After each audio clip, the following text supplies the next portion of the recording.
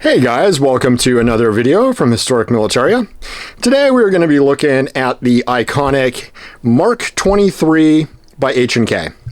Now, these guns are pretty well known from video games and some movies, and also their use with US SOCOM. And they definitely have an interesting history. They were originally designed after the US in about 1991 put out a call for a new OHWS weapon system, which stands for Offensive Handgun Weapon System. And the only other company that put one out besides H&K was Colt. And Colt's was basically a modified Colt 1911 in 45 ACP that held 10 rounds of ammunition, and it got washed out of trials pretty quickly. H&K is the only gun that was left, and they went into phase 2 trials where the gun was torture tested and just shot and shot and shot, and it went extremely well for this gun. They are very well designed. They are very tough. They can basically withstand anything you can throw at them. Just as an example, the mean rate of failure was supposed to be between 2,000 rounds. You'd have one failure. These guns averaged about 6,000 rounds. And after 20 or 30,000 rounds, they are still pretty functional guns. So you don't need to have any major overhauls even after that many rounds, which, let me tell you, I don't think the average civilian shooter is going to be shooting that many rounds out of one of these. But with all that engineering comes a high price. If you want one of these on the modern commercial market, you're looking at about, kind of guessing here because prices are going to vary, but about $2,500. But if you want one, you're going to pay it because, let's be honest, they are pretty cool guns. Now, the only real difference between the military version and the civilian version are going to be the slide markings. This is a civilian, obviously. It's marked H&K Mark 23. Your military version is going to be Mark 23 SOCOM.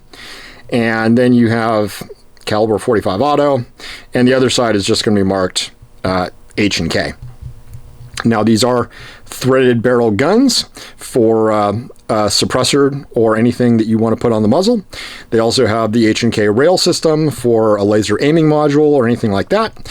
The original military versions came with a laser aiming module made by Insight and a Knight's Armament suppressor, and that would be sort of the whole shebang that you would get. And those were first delivered, I believe, in May of 1996 to SOCOM. And they were designed, as you can see, just kind of by the size of this gun and the blockiness of it, that it is an offensive gun. It is what you're going to carry instead of carrying a rifle. It's not going to be your secondary gun. It's going to be your primary armament. Now, they are double single action guns. So you're going to have a safety there. And then this other lever is going to be your decocker.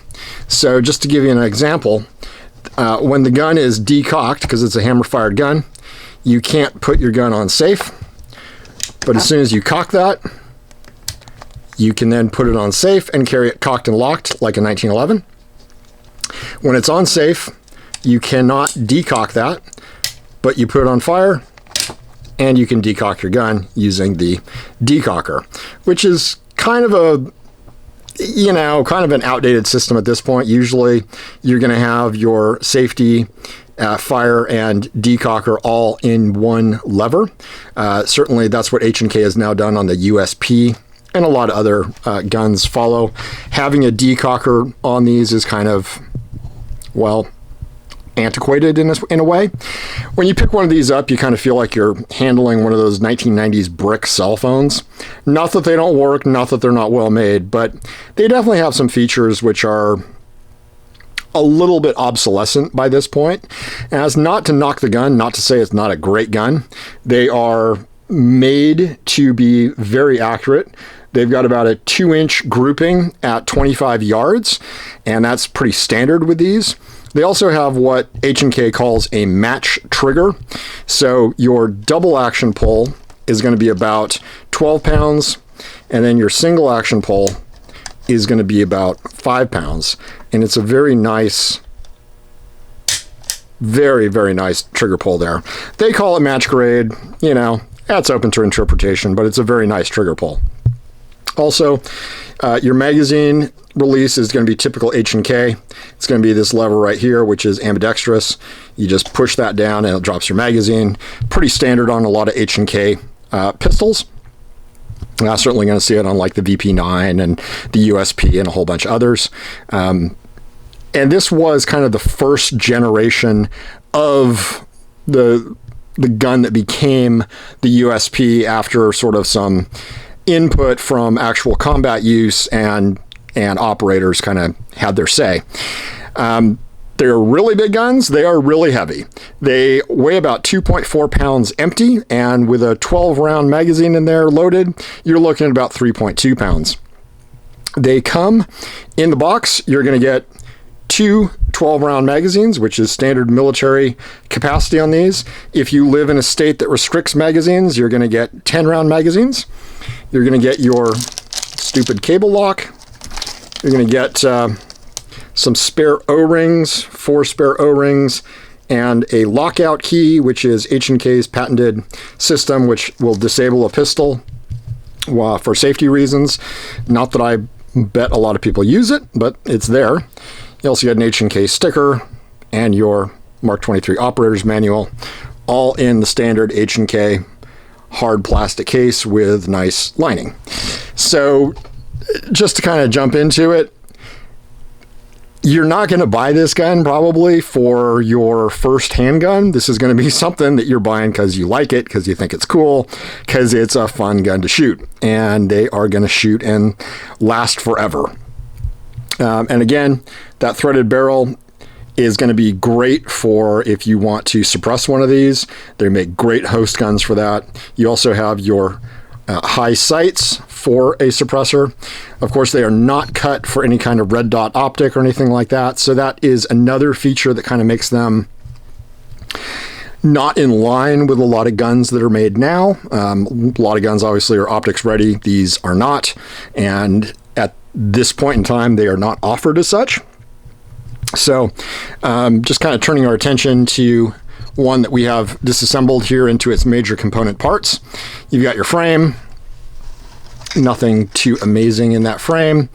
It's a standard Browning modified link system.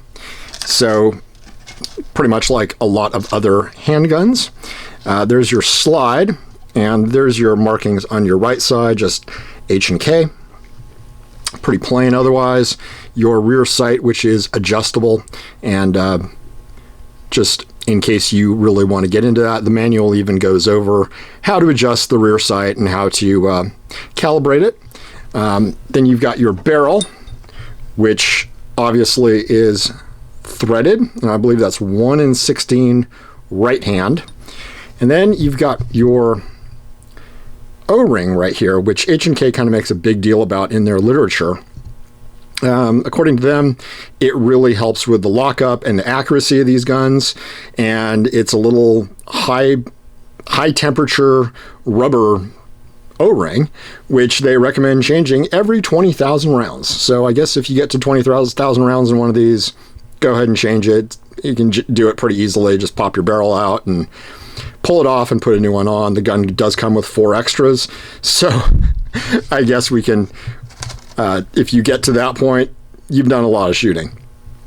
Your barrel is pretty standard, nothing amazing there.